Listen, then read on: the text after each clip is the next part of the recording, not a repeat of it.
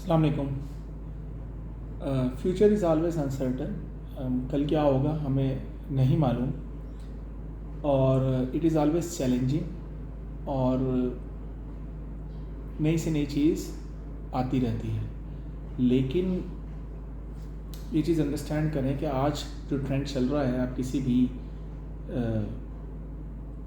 इंसान से पूछे, किसी प्रोफेशनल से पूछे, इसका मतलब ये है कि कल मेरे पास एक कंप्यूटर सॉफ्ट इंजीनियर आए थे, and he is very well aware of the current trends.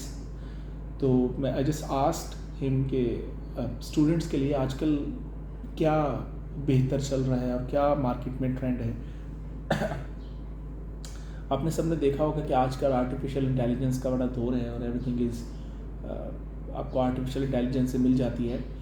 तो he has also the same view, and based on current trends and emerging technologies उसने मुझे कुछ चीज़ें सजेस्ट की जो मेरे पास है, और मैं I just want to share with you. And I was so exciting कि दुनिया कहाँ से कहाँ पहुँच गई, और अभी हम स्टिल मेडिकल और मैथ्स के अंदर बस घूम रहे हैं, और बच्चों के पास हमारे पास ऑप्शंस नहीं है। तो the first thing is set के data sciences and analytics. So with increase amount of data available in the digital age, जैसे आज हमारी digital age, everything is available in digitally, आप कहीं से भी रिमोटली एक्सेस कर सकते हैं। It is a growing demand for the professionals, ये डेली बेस पे इंक्रीज़ हो रही है। तो data sciences is number one field जिस पे स्टूडेंट्स को अपना इंटरेस्ट लाजमी डेवलप करना चाहिए, क्योंकि आने वाले डेज़ में it will help them out कि किस तरीके से डाटा को एनालिसिस करके हम अपनी आउटकम ले सकते हैं। Second is artificial intelligence and machine learning, क्योंकि अब जितने भी अगर आप करंट सिनेरियो देखें तो रोबोट्स दुनिया में क्रिएट किए जा रहे हैं, दे आर आर्टिफिशियली इक्विप्ड, और उनसे बहुत सारे काम लिए जा रहे हैं। आज से कुछ 10-12 साल पहले ये कंसेप्ट था ही नहीं कि आने वाले डेज़ के अंदर भी ऐसा कुछ हो सकता है जहाँ पे ह्यूमंस को रिप्लेस किया जाएगा आर्टिफिशियल इंटेलिजेंस से। सो जैसे जैसे ये टेक्नोलॉजी एडवांस होगी, वैसे वैसे modernization of the world will take place, और ये हमारी डेली लाइफ के अंदर पाकिस्तान में तो चलो थोड़ा लेट है, लेकिन जो एडवांस कंट्रीज़ है आप उनमें देखिएगा कि जो यूज़ ऑफ आर्टिफिशियल इंटेलिजेंस है, it is growing daily basis, और it will increase many folds. Third is cyber security. ये सब कंप्यूटर रिलेटेड फील्ड्स हैं, तो cyber security is one of them. और साइबर सिक्योरिटी मीन्स के there is number of increasing attacks of cyber, जो computer hack कर लेते हैं, सिस्टम्स हैक कर लेते हैं, और उसके बाद बिजनेस ऑर्गेनाइजेशन को अपना डाटा सेव करने के लिए, अपने सिस्टम को सेव करने के लिए साइबर सिक्योरिटीज़ के ऊपर काफ़ी काम करना पड़ रहा है। तो जब स्टूडेंट्स का अपना इंटरेस्ट होगा इन साइबर सिक्योरिटीज़ रिलेटेड प्रॉब्लम्स को सॉल्व करने में, तो they will get the better opportunities in upcoming futures. Fourth is sustainability and environmental sciences.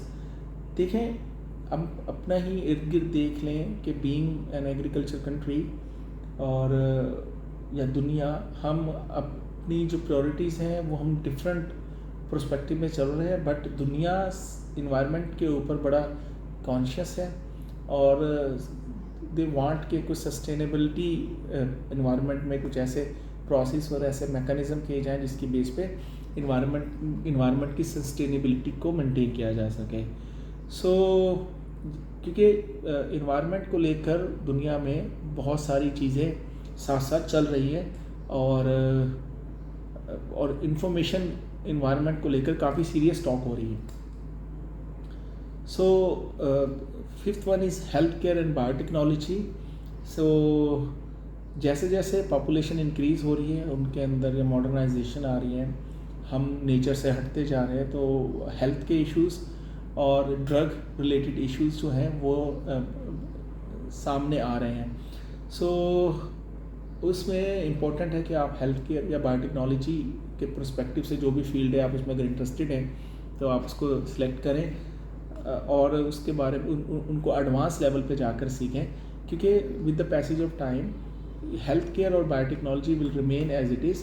और आपने इसमें जब तक, क्योंकि दुनिया चल रही है, आबादी बढ़ रही है, तो डिजीज़, उनके प्रेवलेंसेस, उसका कंट्रोल और ये सब चीज़ें, और हमारी जो जेनेटिक वेरिएशन है उसको कंट्रोल करने के लिए इन्वायरमेंट के साथ biotechnology is a very vital role उसका है इस फील्ड के अंदर। द लास्ट इज़ के इनोवेशन। अब इनोवेशन तो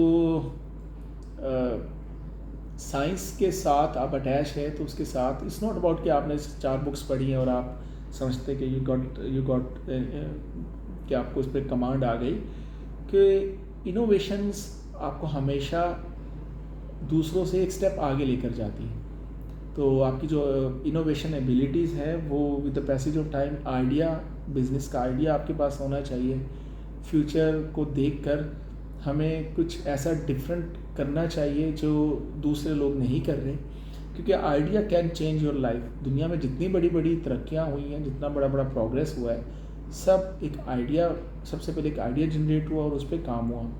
तो आई विल सजेस्ट कि हमें इस पर अपनी जो एनर्जी है वो सही डायरेक्शन में लगानी चाहिए, और बेस्ट आइडियाज़ जो ह्यूमैनिटी को सर्व करें वो हमें फाइंड आउट करना चाहिए, क्योंकि आइडियाज़ बिकते हैं। आपके पास ऐसा एक यूनिक आइडिया अगर आ जाता है, someone is there too interested, वो आपको इस आइडिया को पिक करके समथिंग हैपन फॉर ह्यूमैनिटी, ये आपको बहुत बेनिफिट देता है। So these are few things. और लेकिन मोस्ट इम्पॉर्टेंट है कि ये जितनी भी फील्ड्स हैं जो मैंने आपको अभी थोड़ी देर पहले बताई है, इस पर स्टूडेंट का इंटरेस्ट लाजमी है, कि स्टूडेंट का इंटरेस्ट क्या है, उसका पैशन क्या है, और मार्केट में उस जॉब की डिमांड कितनी है। क्योंकि अभी हम थोड़ा डिफरेंट पर्सपेक्टिव में चल रहे होते हैं, हमारा जो करंट सिनेरियो है, but it is advance level, because he was, जो my computer software engineer my friend है, he is so good, I believe के he has something in his mind, और उसने काफ़ी कुछ बताया कि किस तरीके से हम आने वाली मार्केट को फिल कर सकते हैं। तो मैंने सोचा कि I'll make a list and share with you, और अगर इससे कुछ फ़ायदा हो जाता है, it's good. So search your own, आपका पैशन क्या है, उस पर थोड़ा वर्क करें तो इंशाल्लाह बेहतर होगा। खुश रहें, स्टे ब्लेस्ड रहें। अल्लाह हाफ़िज़।